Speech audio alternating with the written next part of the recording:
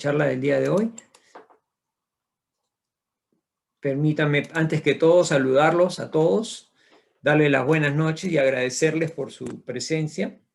Estamos el día de anteayer, perdón, el 18 de abril, se celebraron los 164 años de publicación del Libro de los Espíritus, que vino a ser el inicio formal, digamos, de la doctrina espírita. Es algo importante para todos nosotros, adeptos y también simpatizantes. Y hoy día, en homenaje a ello, para tratar de esclarecer un poco qué es y qué no es el espiritismo, vamos a tratar el tema esperando sea de utilidad para todos. Desde ya, muchísimas gracias por estar participando y bueno, vayamos a desarrollar el tema.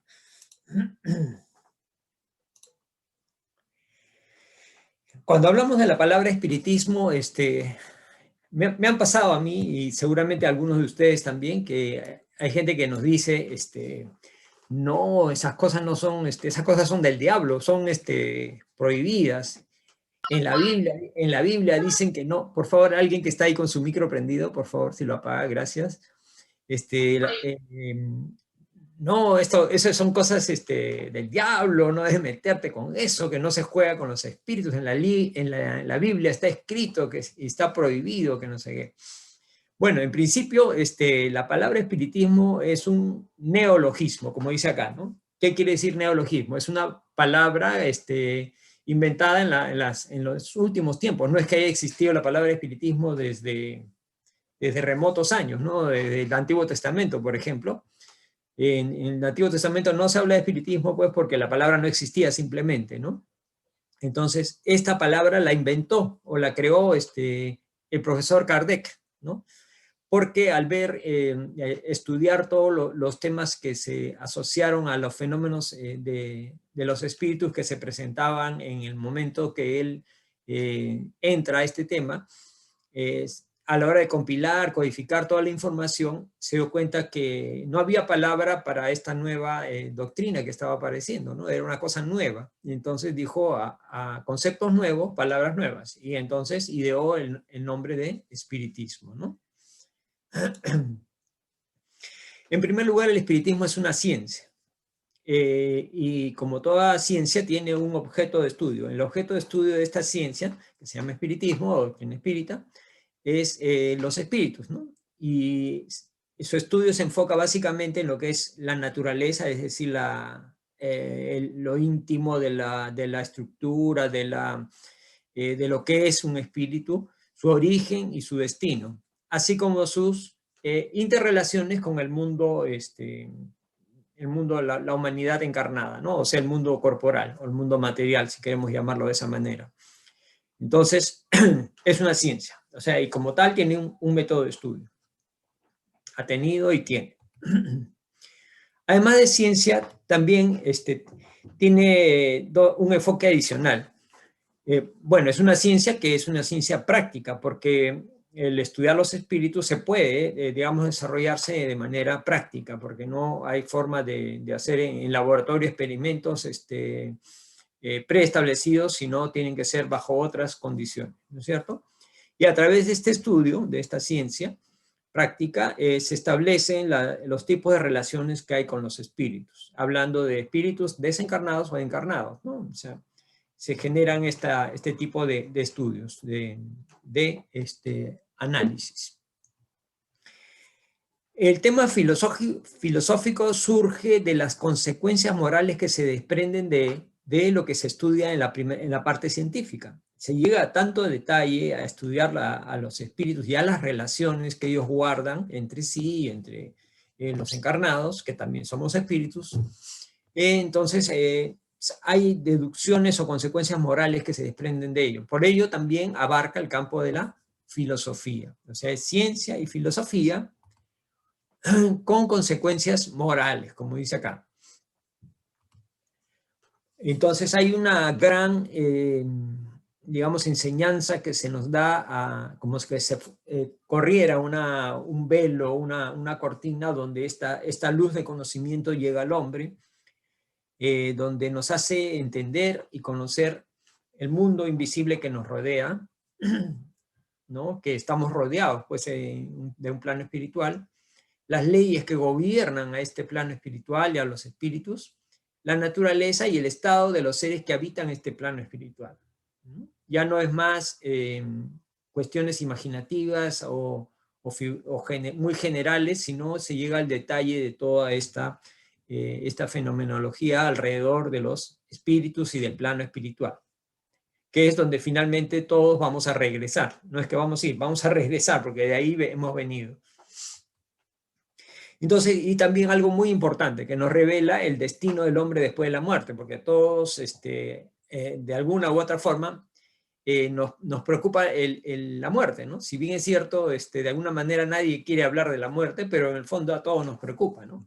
Nos preocupa a la mayoría de personas porque no sabemos qué cosa hay más allá, ¿no? Algunos piensan que ahí se acaba todo, que te desapareces y ahí acaba todo. Otros sí creen que el espíritu continúa, pero no saben cómo, a dónde va, qué hace, cuál es la diferencia de ir a un lado a otro lado, cómo son esos lugares, etcétera, ¿no? Pero la doctrina espírita nos da todo el detalle respecto de esto, ¿no? O sea, como le decía, es luz para nuestra vida, ¿no? Si nosotros sabemos todas estas cosas, viviremos más tranquilos, ¿no? O sea, sabiendo cuál es nuestro destino. Porque el hombre en algún momento de su vida siempre se cuestiona, ¿no? ¿Qué soy? ¿De dónde vengo? ¿Hacia dónde voy? ¿No? ¿Para qué estoy acá? Etcétera, ¿no? Estas preguntas que siempre aparecen en nuestra vida, ¿no? Bueno, ¿y cómo empezó esto? Acá vemos una pequeña casita en un lugar que se llama Hydesville, en el condado de Wayne, cercano a Nueva York. Esto empezó el 31 de marzo de 1848. No estamos hablando de una gran cantidad de años, es menos de 200 años, donde en esta pequeña casa comenzaron a suceder eventos extraños, ¿no? Y gracias a las facultades mediúnicas de las hijas de la familia Fox que vivían en esta casa, pudieron comunicarse con espíritus que estaban en ese lugar y establecieron una especie de código para los golpes que se producían para la comunicación. Eso ahora lo conocemos como tipología, ¿no? Fenómenos físicos de comunicaciones espirituales. Fue algo muy rudimentario, efectos físicos, pero ahí empezó la comunicación.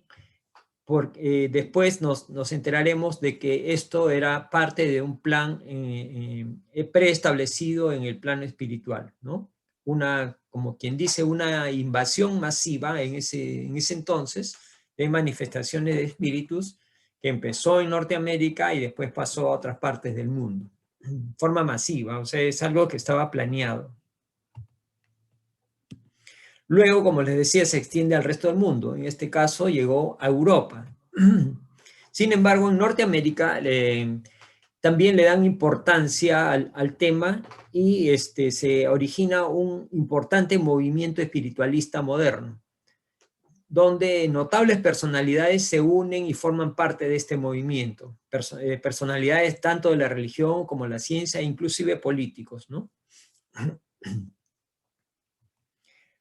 Y también en Europa comienza el fenómeno de las mesas danzantes y parlantes, que así la llamaban en un inicio. Esto llegó a Francia especialmente, a Inglaterra, Italia, Alemania y España en mayor número, ¿no? Decían las mesas danzantes porque las mesas se movían, pues, ¿no? O sea, se movían solas, aparentemente, ¿no? Sabemos ahora que era por efecto de un medium de efectos físicos que estaba presente en la reunión. Y parlantes porque se comunicaban a través de un cierto lenguaje de golpecitos en el piso con una de las patas, ¿no? Entonces, es aquí donde comienza en un inicio a hacerse todo esto como algo social o de diversión, ¿no? Como ahora las personas ahí, bueno, antes de la pandemia las personas se reunían para jugar cartas, por ejemplo, jugaban o algún tipo de juego de mesa o qué sé yo, ¿no? Como un entretenimiento social, ¿no? Esto era visto así, ¿no?, por la mayoría de la gente, ¿no? Era como un espectáculo que lo tomaban pues muy ligeramente, ¿no? Hasta que apareció este señor. Era un profesor ilustre, ahora vamos a ver un poquito de su vida. Se llama Hippolyte Léon Denis Rivail, quien nació en Francia el 3 de octubre de 1804. Este ilustre señor estudió en Lyon, en Francia, y luego fue a concluir sus estudios en Yverdun, en Suiza. Yverdun, en ese entonces, era el lugar donde estaba puesto un instituto educativo a cargo del profesor Pestalozzi. Pestalozzi es quien lideraba lo que era la pedagogía en toda Europa. Sus métodos innovadores y demarcaban por dónde debería ir los estudios, ¿no? Entonces, todo ese conocimiento de este ilustre profesor fue asimilado por el profesor Denis Rivail, ¿no? Entonces, fue el mejor discípulo de Pestalozzi, uno de los mejores. Fue un discípulo brillante, sobre todo en el área de ciencias y letras. Dominaba varios idiomas, el inglés, el español, el holandés, además del francés, porque él era francés, ¿no? Era erudito, tenía conocimiento de muchas ciencias y letras. En París regresa y funda un instituto de enseñanza, obviamente con todos los principios y postulados que había aprendido del Instituto de Pestalozzi, ¿no? Es allí donde escribe y publica libros de química, física, astronomía y anatomía comparada. A este profesor llegan a sus oídos los fenómenos de las mesas danzantes y las mesas que hablaban. Y él, como científico, pues él pensaba que era una burla o un truco que había ahí, ¿no?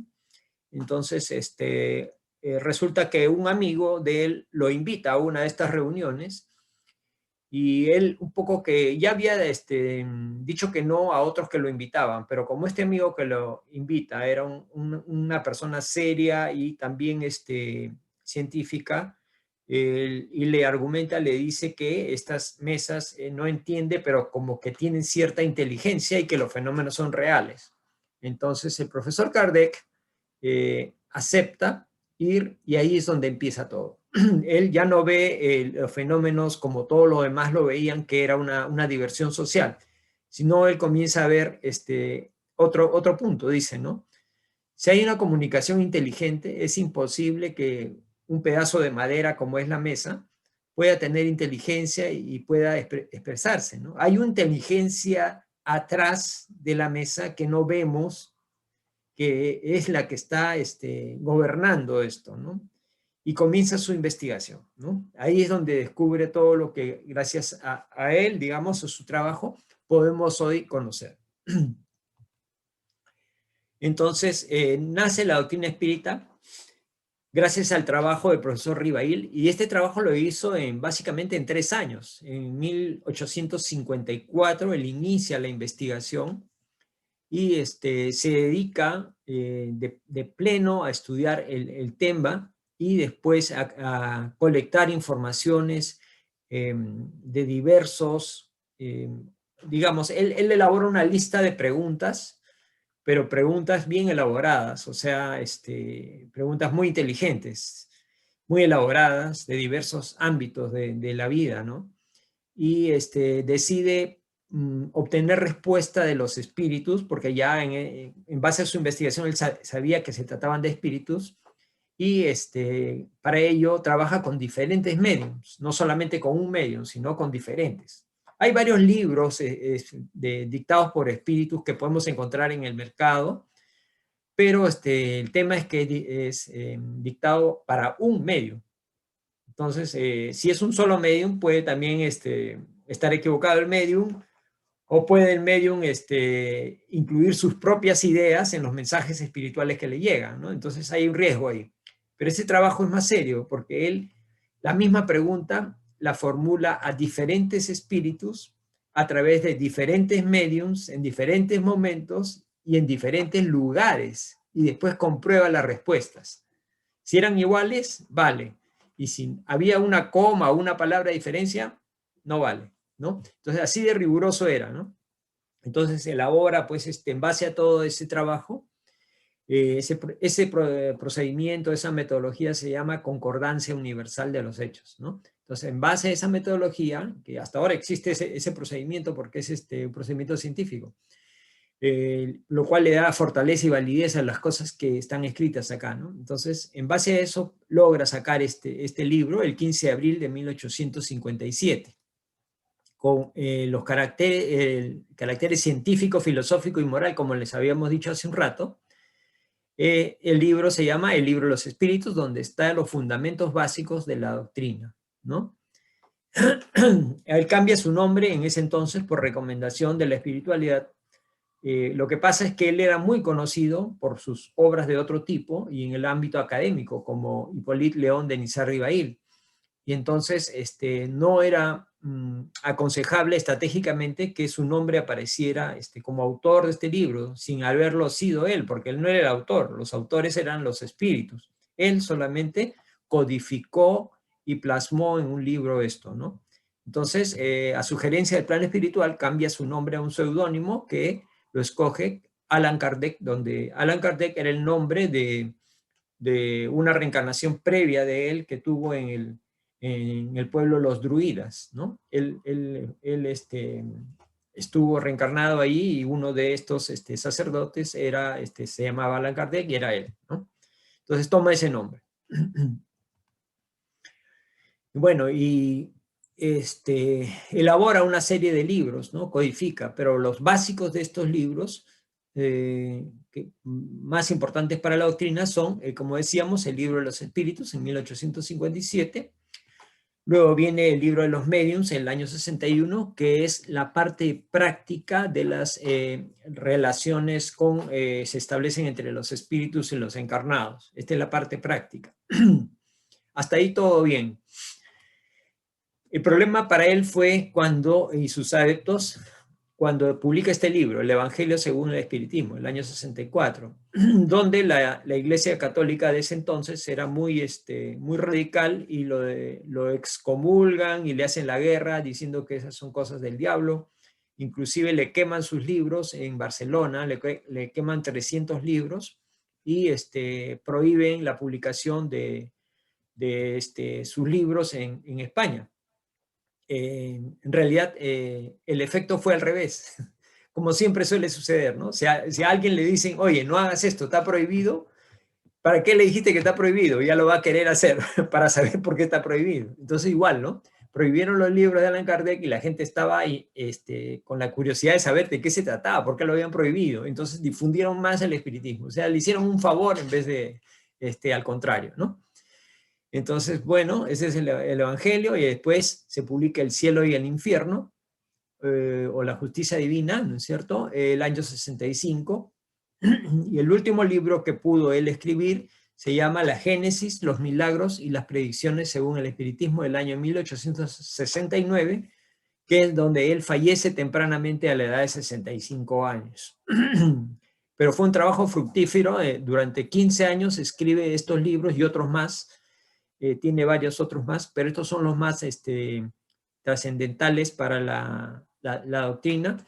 Y el condensado, el resumen de toda la doctrina está en el primero, que es el libro de los espíritus. Ahí está todo. En realidad en el libro de los espíritus están desarrollados o compendiados los otros 4. Bueno, para empezar vamos a ver qué cosa no es el espiritismo.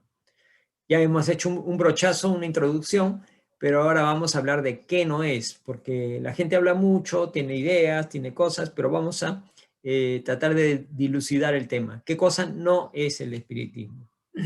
Algunos se confunden, ¿eh? Algunos piensan que sí lo es, pero vamos a dejar bien en claro qué cosa no es.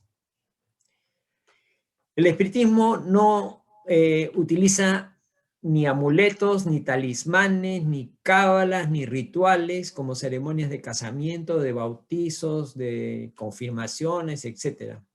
Ni vestidos especiales para el trabajo espiritual. No hay necesidad. Lo externo es irrelevante, porque hay algunas ¿cómo se llama? Doctrinas o personas, o iglesias, inclusive que se ponen de blanco, se ponen ropas, ¿no? En el espiritismo no es así, no se necesitan ropas especiales, ni velas, ni saumerios, ni medallas, ni otros objetos de culto, como hay en otras religiones, ¿no? En otras religiones sí vemos representaciones, cuadros, imágenes, etcétera, de culto, ¿no? Igual, ¿no? Nada de talismanes, que mira, que el talismán de la suerte de Allan Kardec, que no sé qué, esas cosas no existen acá. Nada, nada, ni la cruz de no sé cuántos, nada. Nada de eso, es espiritismo. Ni los baños de flores y no sé qué. Esas son cosas externas. Otro punto importante, la ayuda que algún espírita pueda prestar a otro hermano, al prójimo, no es cobrada. Nadie debe recibir ni recibe un dinero ni algo material a cambio por el trabajo de ayuda espiritual, por ejemplo. Acá vemos una hermana que le están haciendo pases, digamos. Esos pases no son cobrados por ninguna casa, ¿no? ¿Por qué? Porque los trabajadores espíritas no son profesionales de la religión, ¿no? Todos tienen sus propios trabajos para ganarse su sustento, ¿no? O sea, yo no puedo cobrar por nada que tenga que ver con una gracia que vino del cielo, ¿no? O sea, si yo tengo para mantenerme y mantener a mi familia, yo tengo mi trabajo y trabajo en ello, ¿no? Entonces, y para este tipo de ayudas al prójimo no está bien, ¿no? No está bien hacerlo, ¿no? Nunca saca provecho material de su posición, ni como medium, ni como expositor, ni como dirigente de alguna entidad espírita. Tener mucho cuidado porque hay unos mediums que se dicen espiritistas, pero no lo son en realidad, porque el medium no cobra ni tampoco el medium no debería ostentar que es un medium, ¿no? Sin embargo, en las calles de Lima hay veces vemos avisos, ¿no? Medium espiritista, dicen, ¿no? Espiritista une parejas, espiritista te consigue la buena suerte, no sé qué. Pero es una acepción equivocada, porque esa persona puede tener, sí, facultades mediúnicas, pero obviamente nadie garantiza que la comunicación con los espíritus que él establece sean con espíritus elevados, porque del momento que hay dinero, ya no creo que sean espíritus elevados, ¿no? Entonces, y obviamente esa persona no es espiritista, ¿no? Es un medium, digamos, común y corriente, sin ninguna tendencia o religiosa, ¿no? O filosófica o moral, ¿no? Igual, los expositores pueden también sacar provecho, ¿no? O sea, le piden a alguien que vaya a dar una charla. ¿Cómo no? Encantado, pero ¿cómo es? ¿Cómo es la...? ¿No? ¿Cuánto me van a dar? No es así, ¿no? Jamás, ¿no? Igual, los dirigentes también, ¿no? No debería haber esto. No hay un título para ser espiritista. Y algo muy importante, la mediunidad no es exclusividad de la doctrina espírita. La mediunidad ha habido en todas las épocas, inclusive en la religión católica hay. Y sabemos que hay reuniones mediúnicas en el Vaticano, ¿no? Entonces, y más aún, esto ha habido desde siempre, desde la época de las cavernas ha habido la mediunidad. ¿Por qué? Porque la mediunidad es una facultad humana. Todos, en principio, todos, los que estamos viendo esta charla, los que estamos fuera de ella, todos tenemos algún tipo de mediunidad. Lo que pasa es que los mediums ostensibles tienen la mediunidad más desarrollada, más fuerte, más en mayor grado, ¿no? Por eso es que se les dice medium propiamente, ¿no? Sin embargo, todos tenemos, ¿no? De diferentes formas. ¿Quién no ha tenido una intuición, ¿no? O alguna, una corazonada, o en algún momento ha sentido algo, una sensación, etcétera, ¿no? La parapsicología no tiene nada que ver con el espiritismo, por si acaso. Como ciencia podría, o para ciencia paranormal, digamos, podría de repente comprobar o comprobará en algún momento los hechos espíritus y nada, los hechos espíritas o nada más, ¿no? A algunas personas les gusta, les encanta esto, ¿no? Que les lean el destino en las cartas, ¿sí? Pero no es espiritismo, para nada, la lectura de la mano, las líneas de la mano, no sé cómo se llama eso, la lectura de la mano, la cartomancia, que es la lectura del futuro, de la suerte, como le dicen, o tirar las cartas también llaman, ¿no? Quirología. ¿Perdón? Quirología se llama. Quirología. Ya, la cartomancia, la adivinación del futuro, como han visto por diferentes motivos, por diferentes formas, ¿no? Hasta con hojas de coca, hojas de té, etcétera, ¿no? La astrología, la superstición, el fanatismo religioso, el daño, ese tipo de cosas no son espíritas, ¿no? Para nada. Estos son otro tipo de actividades que desarrollan esas personas. Y la mayoría de ellas son, reciben un dinero por lo que hacen, ¿no?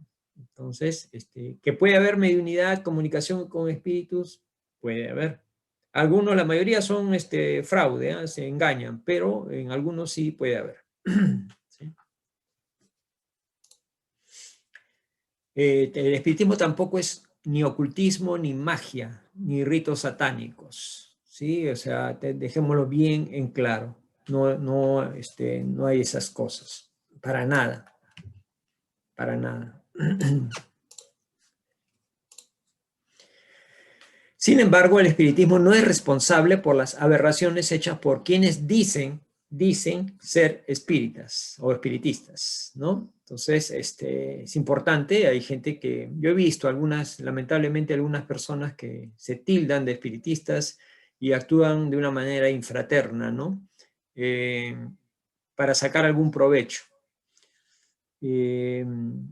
Por ejemplo, he visto a alguien que le decía a otra persona que le veía que tenía 5 espíritus obsesores. Y bueno, en principio decirle a alguien que tiene obsesores y que los está viendo no es muy caritativo, que digamos, ¿no? Y después ofrecerle que él se los sacaba. Yo te saco los obsesores. Ese tipo de cosas, ¿no? Eso no está bien. Igual es la misma simbología que en otra iglesia, pongamos la iglesia católica, no puede ser la iglesia católica culpable de algún crimen que cometa uno de sus fieles, ¿no? Alguno de sus fieles comete un crimen, igual la iglesia no es, no es la que sea criminal la iglesia, ¿no? Sino es uno de sus fieles que actuó mal, ¿no? Igual en el espiritismo, ¿no? Si alguien no actúa bien, no va a decir que la doctrina es mala, ¿no?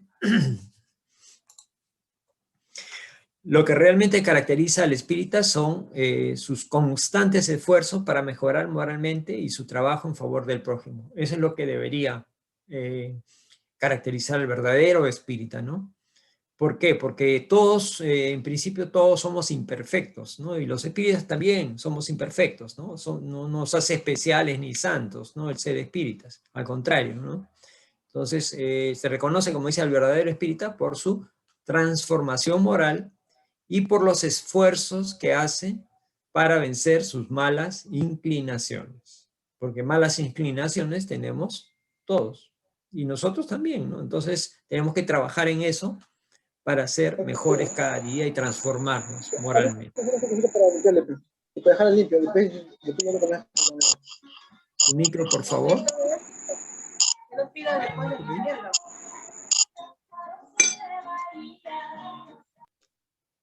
Ya, gracias.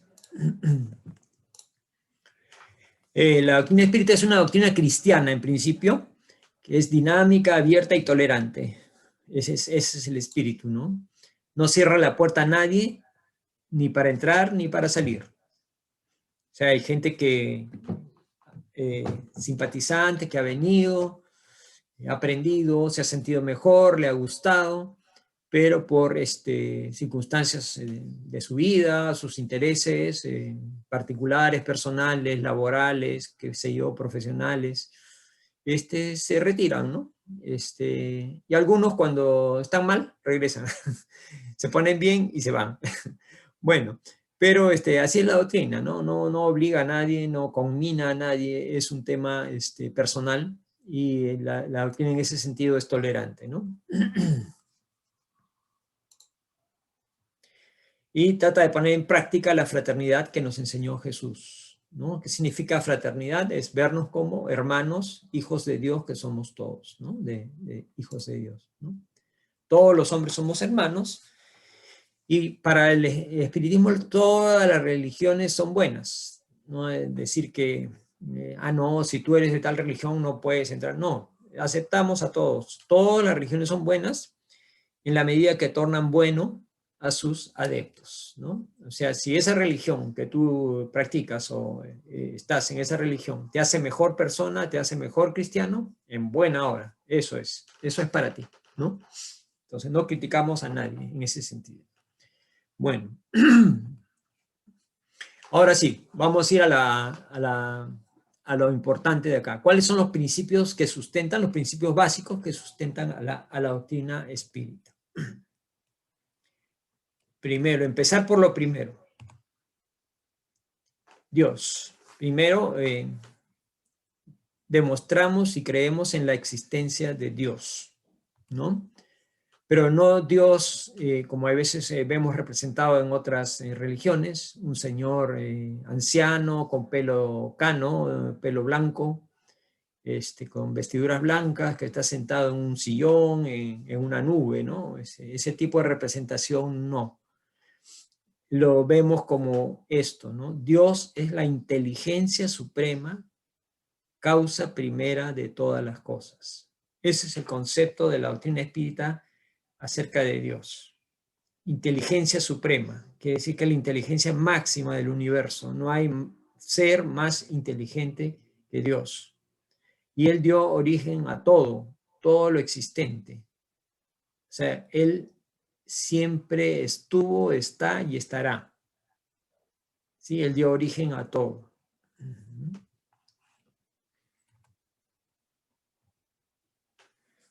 Y todavía no podemos entender a Dios, como dice acá como dicen los espíritus en el libro La Génesis, dice, como seres humanos, ¿no? No nos está permitido adentrarnos en la naturaleza íntima de Dios. O sea, ¿qué quiere decir esto? Entenderlo, ¿no? Saber de qué estamos hablando, de qué se trata, ¿no? ¿Qué es Dios? No podemos todavía eso. Para comprender a Dios nos falta el sentido que solo se adquiere con la completa depuración del espíritu. ¿Qué quiere decir eso? Cuando lleguemos, sabemos que estamos en evolución todos.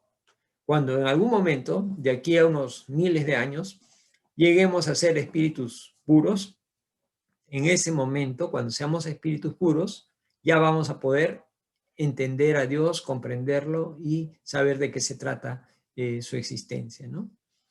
Mientras tanto, es todavía algo velado para nosotros porque nuestra capacidad, nuestros sentidos, nuestra inteligencia todavía no lo permite. No permite llegar a ese detalle. Simplemente aceptar que es la inteligencia suprema que dio origen a todas las cosas, ¿no? La naturaleza, al ser humano, a todo lo existente, al universo. Segundo punto. Somos espíritus, todos. El espíritu, somos espíritus inmortales, creados por Dios. Dios nos creó y aún ahora sigue creando también espíritus, ¿no? No cesa de crearlos. Y somos, una vez que nos crea Dios, ya nuestro destino es ser inmortales. Y somos seres individuales. No es que somos una parte que se va a juntar con otra para volverse otra individualidad, no. Somos individuales, cada uno de nosotros es un espíritu independiente, individual y responsable por su futuro. En base a lo que hago, construiré mi futuro. En base a lo que hice, estoy ahora sufriendo las consecuencias o gozando las consecuencias, ¿no? Y somos el principio inteligente de la creación. El espíritu es el principio inteligente de la creación. Vale decir, las mesas danzantes del siglo XIX en Europa no eran las mesas las que se comunicaban, sino eran espíritus, porque el espíritu es el que tiene la inteligencia. Entonces somos espíritus inmortales y sobreviviremos al cuerpo físico que tenemos en este momento.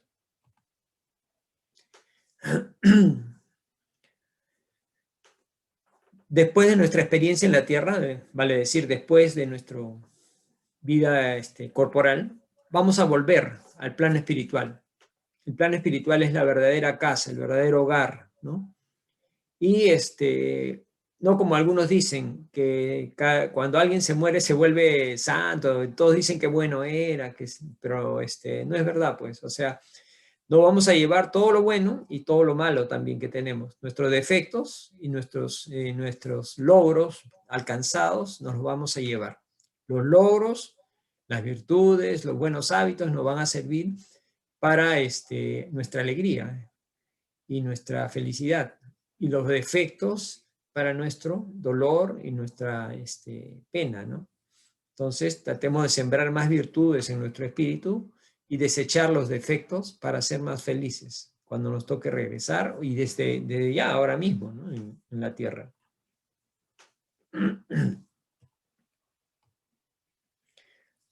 Y a través de los libros de la doctrina, los espíritus nos describen al detalle cómo es la vida para ellos en el plano espiritual. Y eso nos permite aprender, estar tranquilos y saber cómo son las leyes, ¿no? Las leyes divinas en torno a la evolución espiritual. Tercer punto, tercera fundamento, la reencarnación, que está muy alineado con la misericordia y la bondad divina, ¿no? Los espíritus somos creados en algún momento en el tiempo, pero creados todos, sin excepción, simples e ignorantes, ¿no?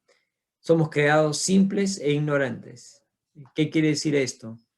Ignorante quiere decir carente de conocimientos, carente de ciencia, y simples en el sentido de que lo básico, digamos, para avanzar en la vida está en ese momento. No hay mayor conocimiento, mayor ciencia, mayor experiencia, ni maldad, ni bondad, nada, ¿no? Entonces, somos creados así. Y nosotros mismos, como espíritus, vamos decidiendo y creando nuestro destino. O sea, vamos haciendo la siembra para lo que después vamos a cosechar en base a nuestras libres decisiones. Como se llama acá, libre albedrío. Nosotros vamos a construir nuestro futuro. Estamos construyendo nuestro futuro con nuestras acciones, nuestros pensamientos, nuestras palabras, ¿sí? Actuamos bien y nuestro futuro será bueno. Si actuamos mal, nuestro futuro no será tan bueno. Vemos esta analogía acá de una escalera que simboliza la escalera de la evolución. A nuestro espíritu, joven aún como ese niño, mirando todo lo que le espera subir. Así es la vida, así es la evolución espiritual, ¿no? El progreso es consecuencia de las experiencias que adquiere en sus diversas existencias. O sea, en cada una de las existencias que hemos tenido en la Tierra, nos hemos aprovisionado de experiencia y de algo que hemos aprendido y algo que hemos mejorado. Evolucionando constantemente, tanto en inteligencia como en moral.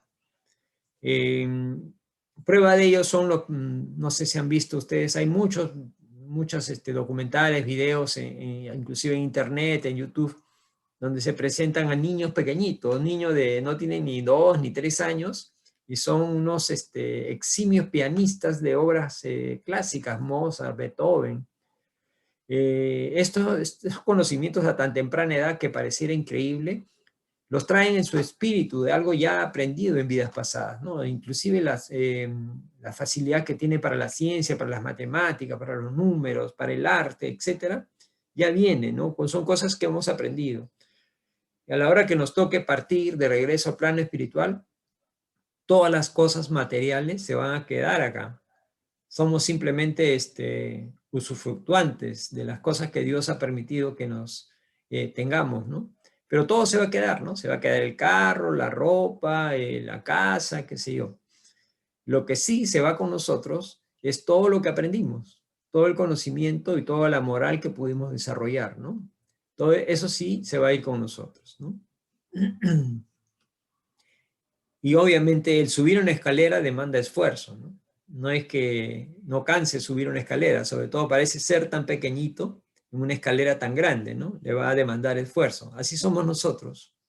Para subir la escalera eliminando nuestros defectos, nuestras imperfecciones, es difícil porque tenemos ahí el egoísmo, ¿no? Que no quiere reconocer errores, que no quiere pedir perdón, que no quiere reconocer, que no quiere escuchar a los demás, ¿no? Etcétera. Entonces, es una lucha dura con cada uno, con uno mismo, ¿no? Vencer las imperfecciones, ¿no?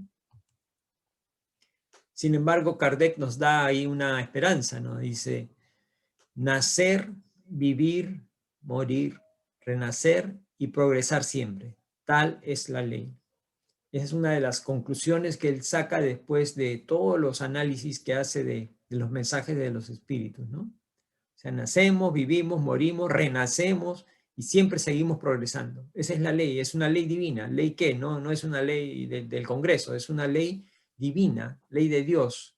Así es. Y pruebas de ello hay infinidades, ¿no?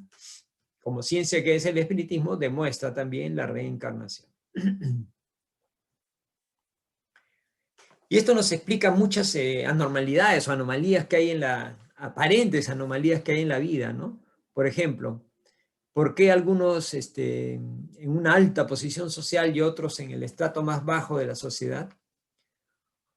¿Por qué hay esas muertes tan rápidas, tan prematuras, tan violentas y que pareciera una injusticia de Dios, ¿no? O sea, ¿por qué si ese joven tenía todo un futuro por delante? ¿Por qué ese niño no tenía ni un año y muere? ¿Por qué?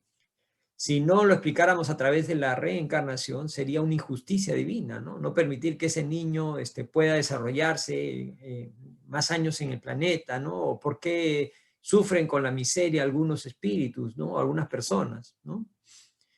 Entonces, por ejemplo, ya una vida corta sería algo inútil, ¿no? Porque si vivió meses, no vivió ni siquiera un año, entonces como que no le sirvió mucho esa vida, ¿no?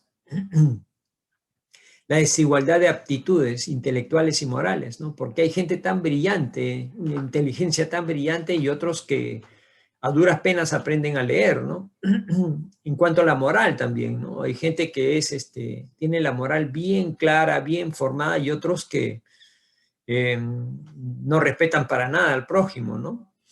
Entonces, si entendiéramos que todos los espíritus no tienen la misma antigüedad, que algunos han aprendido y progresado más, entonces, al nacer, traen lo adquirido en existencias anteriores. Eso está en la Génesis también. Claro, o sea, ahora en este planeta, en este momento, podemos tener diferentes edades cronológicas en la Tierra, pero nuestros espíritus vienen de diferentes momentos, ¿no? O sea, algunos más evolucionados que otros, ¿no? Algunos más atrasados que otros. Entonces, depende de cada uno de nosotros poder crecer, acelerar nuestra evolución, nuestro desarrollo y nuestro camino hacia la felicidad, ¿no? Eso depende de cada espíritu, cada uno de nosotros, es individual, ¿no? Cada uno trata de mejorar en base a su voluntad y su perseverancia, ¿no? Entonces, lo que aprendieron o aprendimos en algún momento, lo traemos y tenemos alguna ventaja con respecto a otros o una desventaja también con respecto a otros que son más adelantados que nosotros, ¿no? Si no fuera así, diríamos que que Dios también es injusto, ¿no? Cómo hace a algunos brillantes, inteligentísimos, y nos hace a otros medios con limitaciones, ¿no? ¿Por qué? Entonces, si no existiera esto de la reencarnación, en que cada uno ya ha recorrido un camino atrás, que puede ser un camino corto o largo, entonces ahí están las diferencias, ¿no? Ley de causa y efecto. Lo dijo Newton: a toda acción realizada en un determinado sentido corresponderá una reacción de la misma intensidad y dirección opuesta. Esto en el término de la física, ¿no? De la ciencia física. Lo mismo sucede en el campo de la vida, en el campo espiritual, ¿no?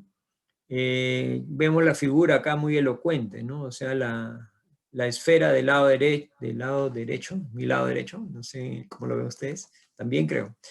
Va a chocar y va a generar una reacción de la misma intensidad en la dirección opuesta, ¿no? Es así, en la vida también, ¿no? Lo que yo haga va a generar una reacción en sentido contrario y hacia mí. O sea, las cosas buenas que yo haga van a regresar hacia mí. Las cosas malas que yo haga también van a regresar hacia mí. Acción y reacción. Siempre, causa y efecto. Y lo que nos dice André Luis es para reflexionar, ¿no? Reflexionar. Dice, si supiéramos sudar en el trabajo honesto, no precisaríamos sudar y llorar en el rescate justo. Para Dios no hay nada que sea transparente o que lo ignore o que deje de tenerlo en cuenta. Porque hay veces ocurren injusticias que no son, digamos, castigadas por la justicia humana. O sea, la justicia humana no hace el balance justo. Sin embargo, para la justicia divina sí, todo está anotado, hasta el más mínimo detalle, ¿no? Y todo está grabado en nuestras conciencias, en nuestro interior. Entonces, ahí está grabado todo lo bueno y todo lo malo que hicimos. Entonces, todo lo bueno que hicimos, todo el esfuerzo que demandamos, nos va a deparar alegrías en el futuro. Y todo lo injusto, todo lo malo, nos va a deparar, como dice acá, sudor y llanto, ¿no? Rechinar de dientes, como dice en las escrituras, ¿no? Y esto son leyes, o sea, las leyes se cumplen sí o sí. Sin embargo, dice, los males más numerosos, o sea, los que son en mayor cantidad, son los que el hombre se autogenera, o sea, el mismo hombre se genera, no es porque alguien me lo impuso o una casualidad del destino, no.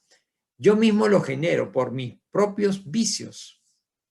Y todos los vicios que podamos imaginarnos se originan en el orgullo y el egoísmo, básicamente.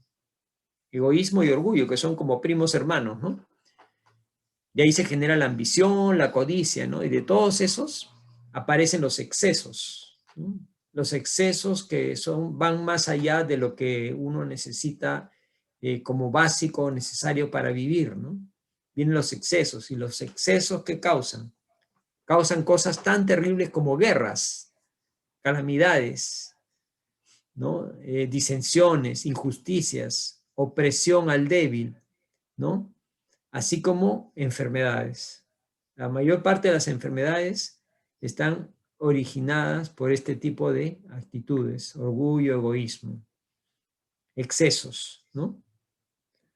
Cuando cometemos excesos con nuestro cuerpo, obviamente lo vamos a enfermar. Igual esos excesos también pueden ser con nuestra mente, con nuestra moral, nuestro espíritu, ¿no?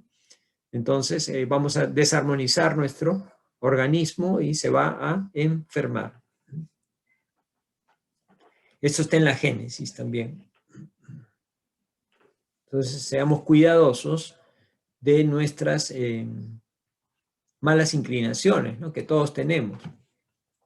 Tratemos de repararlas lo más pronto posible porque nos van a generar, aparte del daño que nosotros generamos, nos van a generar daño a nosotros también.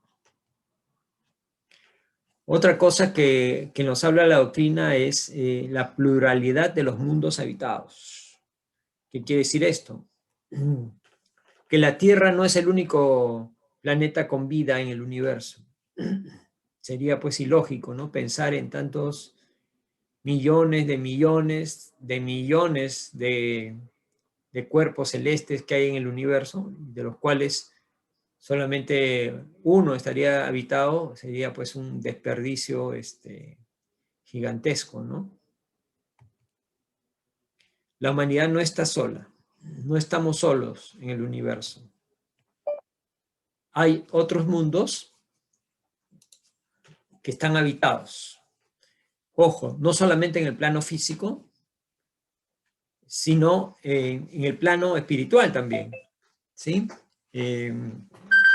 Porque pueden haber habido exploraciones a los mundos, a los planetas, y de repente no han encontrado vida tal como la conocemos nosotros, ¿no? O sea, organismos vivos en el planeta, pero puede ser habitado por espíritus que no vemos, ¿no? Entonces, también hay, así como tenemos la materia densa, también hay materia más sutil, más inclusive que no es perceptible así muy fácilmente a la vista, ¿no? Pero, sin embargo, nos aseguran que hay muchos en el plano físico, como el plano espiritual, muchos mundos.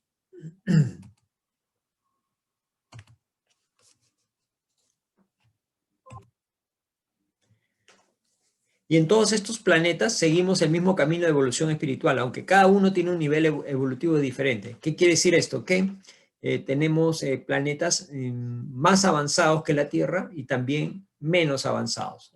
Imaginémonos, pues, así como era la Tierra en la época de las cavernas, ¿no? Los hombres primitivos que vivían en las cuevas. Igual, hay planetas que están en ese estadio, ¿no? Entonces, donde la vida es muy ruda, ¿no? Muy primitiva. Todo básicamente se vive para sobrevivir, ¿no? No hay mayor desarrollo, hay todo ese instintos básicamente de sobrevivencia, base la fuerza bruta, tenemos que atravesar ahí las pruebas de la vida, ¿no? Y también hay otros lugares ya, otros planetas más elevados, iguales también como nosotros, o otros más elevados, ¿no? Donde la inteligencia y la bondad es mayor, donde las cosas, la naturaleza es más sutil, ¿no? Los alimentos inclusive más sutiles, más ligeros, ¿no? Ya no habrá necesidad después de comernos a nuestros hermanos menores, que son los animalitos, ¿no?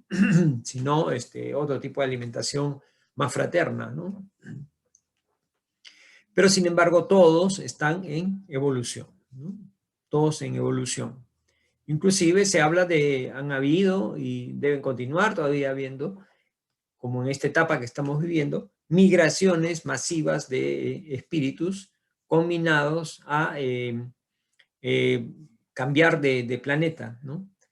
Por ejemplo, si hay un planeta que está en un nivel de inteligencia muy alta en promedio de sus habitantes y de moral también alta, eso no quita que hayan algunos que no tengan su moral muy buena, pero que sean inteligentes. Entonces a eso lo mandan a un planeta más atrasado, donde su inteligencia deberá servir para el bien y la moral tendrá que mejorarla, ¿no? En base a las vicisitudes que les toca vivir, ¿no? Igual acá en la transformación planetaria que estamos atravesando, el planeta está cambiando, está evolucionando.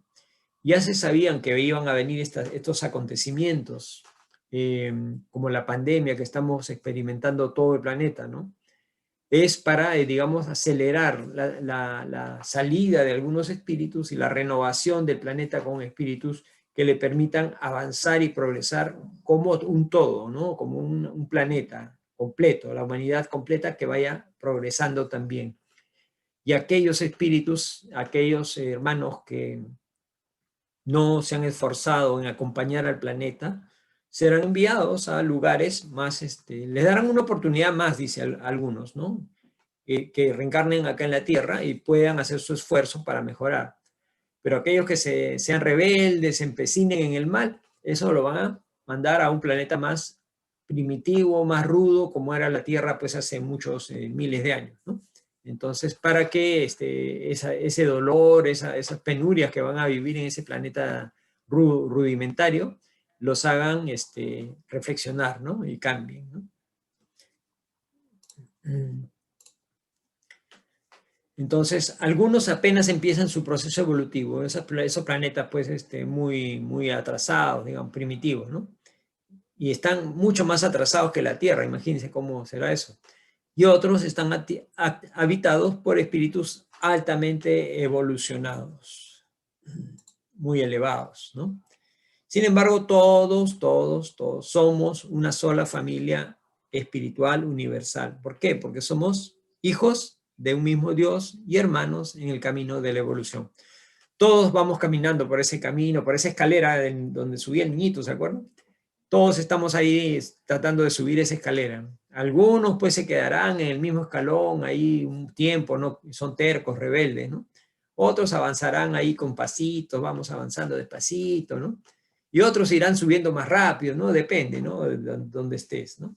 Pero ahí estamos todos, ¿no? Avanzando, ¿no? O sea, todos, no hay diferencias ahí que de un país, de otro país, de una raza, de otra raza, no. Todos somos hijos de Dios. ¿Sí? Y lo dijo Jesús, ¿no? Que su corazón no se turbe. Crean en Dios, crean también en mí. Hay muchas moradas en la casa de mi Padre. Ahí está, lo dijo y se estaba refiriendo a eso, ¿no? Si así no fuera, yo ya les hubiera dicho. Me voy a preparar el lugar para ustedes. Y después que me vaya y les prepare el lugar, vendré otra vez y les tomaré a mí mismo para que en donde yo esté, estén también ustedes. Esa venida la anunció él con la presencia del Espíritu Consolador, ¿no?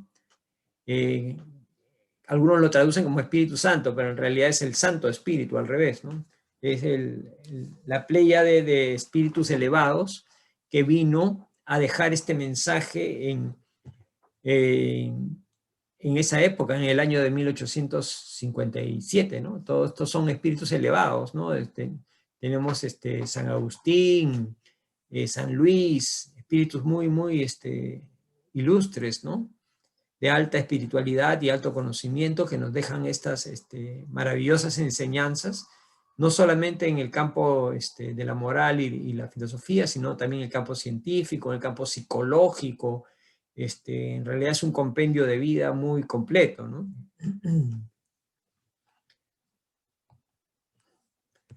Otro fundamento de la doctrina es que la comunicabilidad con los espíritus, lo cual es natural. Si nosotros somos espíritus con un cuerpo y los espíritus son espíritus sin cuerpo, pero ambos somos espíritus. ¿Y por qué no nos podemos comunicar si somos espíritus en esencia? ¿No? Es natural. Entonces, y recuerden que en la Biblia decía que estaba prohibido comunicarse con los muertos. O sea, estaba prohibido porque quiere decir que sí se podía hacer, ¿no es cierto? Entonces, si prohibían algo que no se puede hacer, no tiene sentido. Entonces, lo prohibieron porque se podía hacer. Entonces, esto se puede hacer. Lo que pasa es que lo que estaba prohibido era comunicarse con los espíritus, pero estaba dirigida esa prohibición al pueblo ignorante. Recuerden que era un pueblo ignorante y que venía con todas las mañas del politeísmo, de la brujería, la superstición, la magia de Egipto, ¿no? Recuerden, por eso era la prohibición. La humanidad encarnada en la tierra y la espiritual es una sola y camina juntas. Somos lo mismo, somos igual hijos de Dios, ¿no?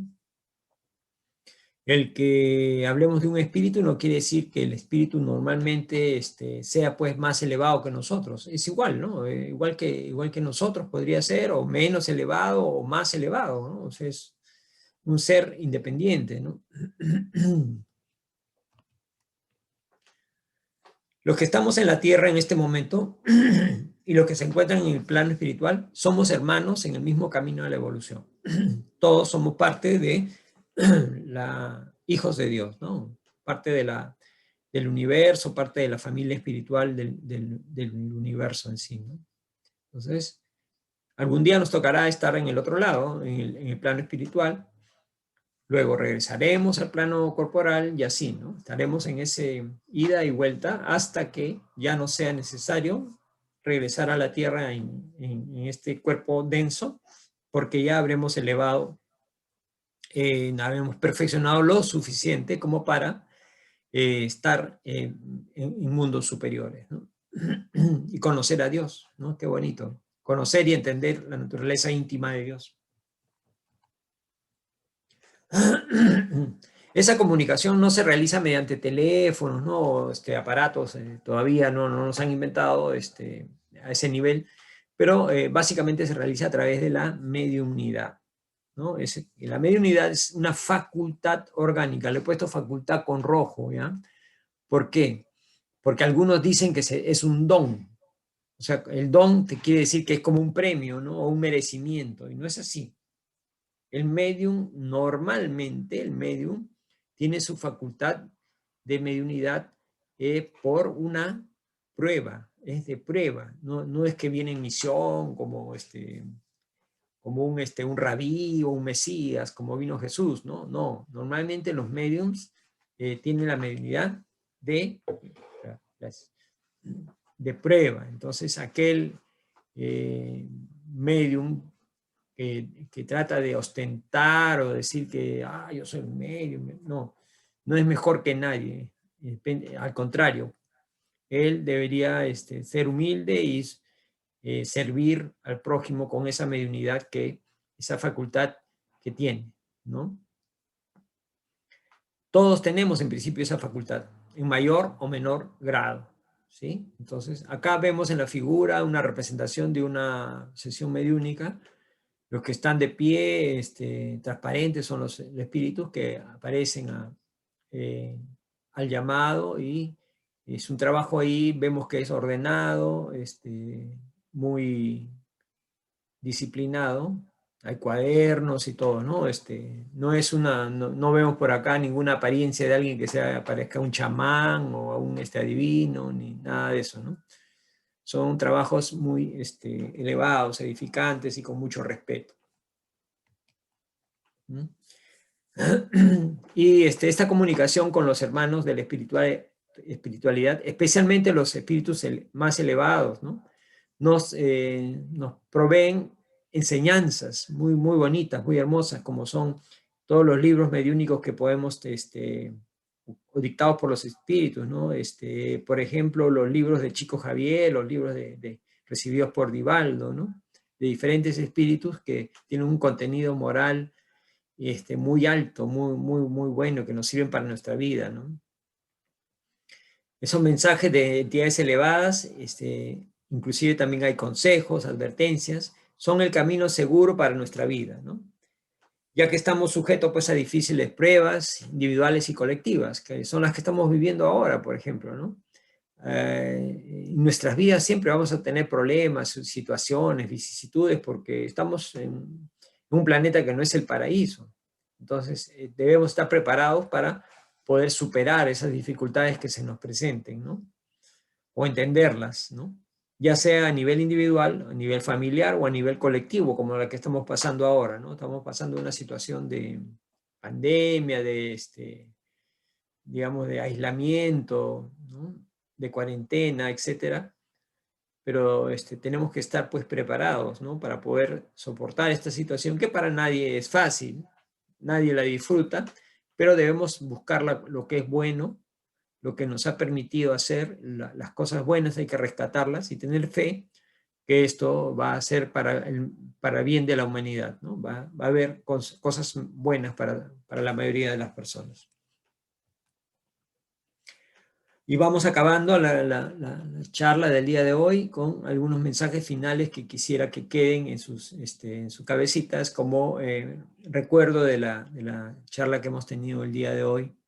Uno de los mensajes que siempre me emociona mucho es el mensaje que recibió el profesor Kardec cuando inició el trabajo de la codificación, ¿no? Él recibió un mensaje de los espíritus superiores, donde le explicaban el trabajo que él iba a hacer, ¿no? Y él lo publica en los prolegómenos del libro de los espíritus, en la parte inicial, ¿no? Como la introducción, en la parte anterior a la introducción, donde explica de qué se trata.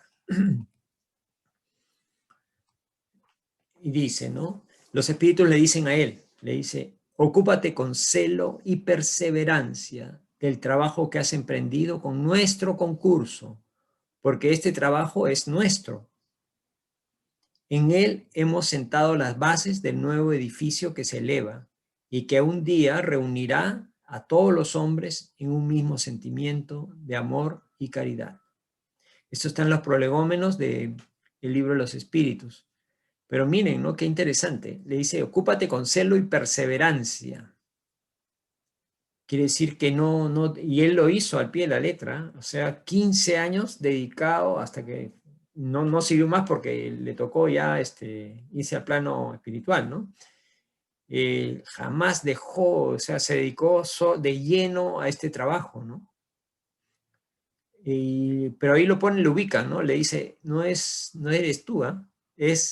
No lo vas a poder hacer solo, por eso está nuestro concurso, o sea, nuestra participación, o sea, los espíritus son los que participan, ¿no?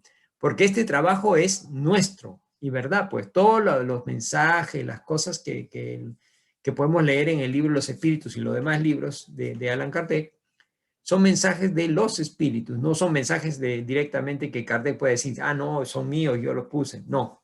Él los codificó, los ordenó, los clasificó, pero los mensajes no son de él, son de los espíritus, ¿no? Y son las bases, pues, de esta nueva realidad, de esta nueva visión que es una luz que nos permite ver las cosas de su manera real, la vida como es. Y toda luz, sabemos, pues, una luz siempre ilumina, ¿no? Ilumina corazones, ilumina mentes, ¿no? Y esa es la finalidad de la doctrina, ¿no? Iluminarnos en nuestra vida, ¿no? Darle sentido, hacernos entender las cosas que pasan a nuestro alrededor y no caminar a ciegas ahí de un lado al otro, sin tener una fe activa, digamos, ¿no? Sino ir como que de tumbos de un lado al otro, ¿no? Esa no es la idea, sino fortalecer nuestra fe y darnos esa luz para iluminar el camino que debemos seguir en nuestras vidas, ¿no?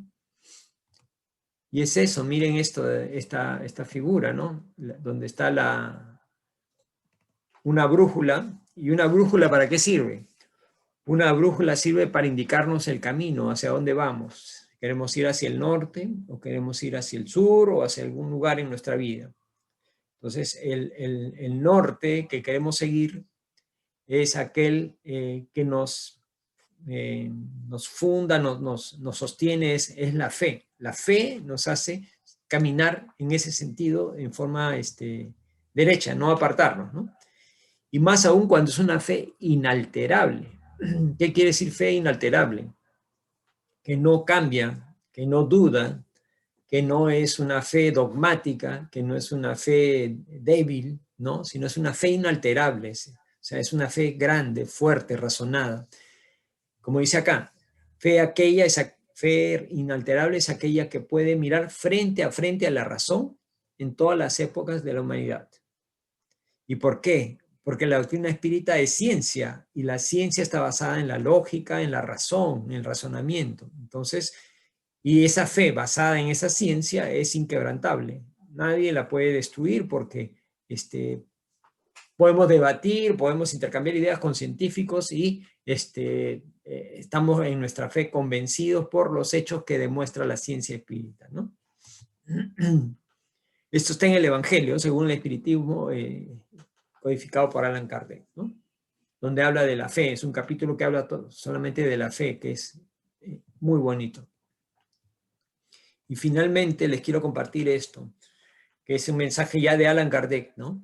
Donde dice, no se puede amar a Dios sin haber amado al prójimo, y para amarlo se necesita de la caridad. Y concluye diciendo, fuera de la caridad no hay salvación. Miren, dice, fuera de la caridad no hay salvación. no dice fuera del espiritismo no hay salvación, no dice fuera de la doctrina espírita no hay salvación, no, dice fuera de la caridad. Y este es el reflejo de lo que nos vino a enseñar el Maestro Jesús, ¿no? Amar a Dios sobre todas las cosas y a tu prójimo como a ti mismo, ¿no? Y para sublimar el amor es a través de la caridad, ¿no? Porque la caridad es la virtud por excelencia puesta en práctica de la manera más cristiana posible en espíritu, en entrega, de no dar algo, sino darse uno mismo, que es lo más valioso que tiene, ¿no? El ser humano. Sí, este es el mensaje que les quería dejar el día de hoy y esperemos que el concepto acerca de la doctrina espírita haya quedado un poquito más claro de lo que antes tenían antes de llegar a la conferencia. Muchísimas gracias por su atención. Los invitamos a nuestra charla de todos los martes. El próximo martes tenemos una charla muy bonita. Una hermana que viene desde Colombia a regalarnos una charla que estoy seguro que le va a llenar sus corazones a todos ustedes. Muchísimas